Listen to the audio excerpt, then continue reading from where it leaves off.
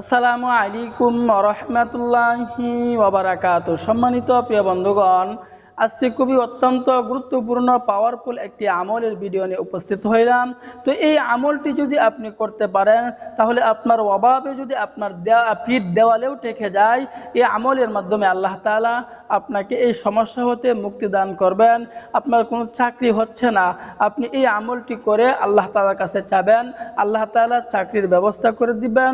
আপনার কোনো উন্নত হচ্ছে না, সমস্ত উন্নতির দরজা আপনার বন্ধ হয়ে গেছে, এই আমলটি করে যদি আপনি আল্লাহ তাআলার কাছে চান, আল্লাহ তাআলা আপনার উন্নতি আমল করার সাথে সাথে আমল করার থেকেই দেখবেন আল্লাহ তাআলা আপনার উন্নতির দরজা আল্লাহ তাআলা খুলে দিচ্ছেন। অথবা আপনার বিরাট মুসিবত, সংসারের ভিতরে অশান্তি, সংসারের ভিতরে কোনো শান্তি আসছে না, এই আমলটি করুন।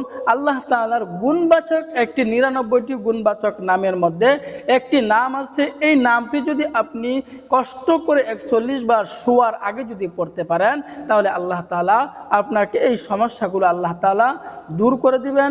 অত্যন্ত পাওয়ারফুল, অত্যন্ত গুরুত্বপূর্ণ। আল্লাহ তাআলাকে আপনি যে নামে ডাকবেন আল্লাহ তাআলা আপনাকে আপনার ডাকে সাড়া দিবেন। আপনি যে নামে আল্লাহ তাআলাকে ডাকবেন, যেভাবে আল্লাহ তাআলাকে ডাকবেন আল্লাহ তাআলা আপনাকে সাড়া দিবেন। তবে যদি নিয়ম মাফিক, প্রত্যেকটি জিনিসেরই তো একটা নিয়ম আছে, এই নিয়ম মাফিক যদি আপনি মানেন, নিয়ম পদ্ধতি মেনে যদি আপনি চলেন তাহলে আল্লাহ তাআলা দ্রুত আপনাকে সাড়া দিবেন। খুবই পাওয়ারফুল আজকের এই আমলটি।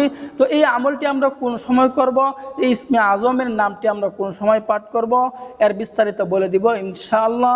প্রথম নাম্বার কাজ হচ্ছে আল্লাহর উপর ইয়াকিন রাখুন, বিশ্বাস রাখুন। ইয়াকিন রেখে বিশ্বাস রেখে আমাদেরকে আমল করতে হবে, কাজ করতে হবে। তো কে কি বললো সেদিকে আমাদেরকে কর্ণপাত করলে হবে না। সমস্যা যেহেতু আমার, রিস্ক আমাকে নিতে হবে, আমল আমাকেই করতে হবে। আল্লাহ তাআলার কাছে চাওয়ার মতো চাইতে হবে। আল্লাহ তাআলা দেওয়ার জন্য আমাদেরকে শেষ রাত্রিতে ডাকেন, কোন বান্দা আছো অভাবের মধ্যে আমার কাছে চাও, অসুস্থতার মধ্যে থাকলে আমার কাছে চাও, ঋণগ্রস্ত থাকলে আমার কাছে চাও। আল্লাহ তাআলা বান্দাকে এভাবে ডাকতে থাকেন।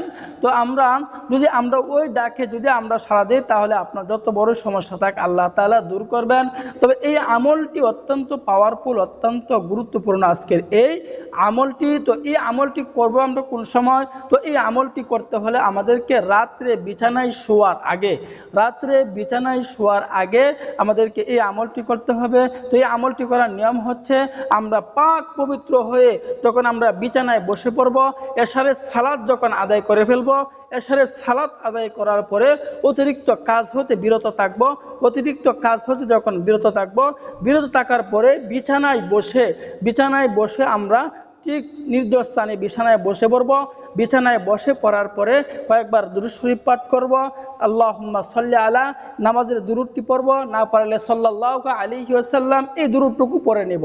এরপরে আস্তাগফিরুল্লাহ পড়ব 7 বার। এরপরে আমাদেরকে আল্লাহ তাআলার গুণবাচক এই নামটি 41 বার পাঠ করতে হবে। কোন নামটি? এই নামটি হচ্ছে আত-তাওয়াবু। আত-তাওয়াবু নামটি আমি আবার বলতেছি, নামটি হচ্ছে আত-তাওয়াবু। আত-তাওয়াবু, আত-তাওয়াবু।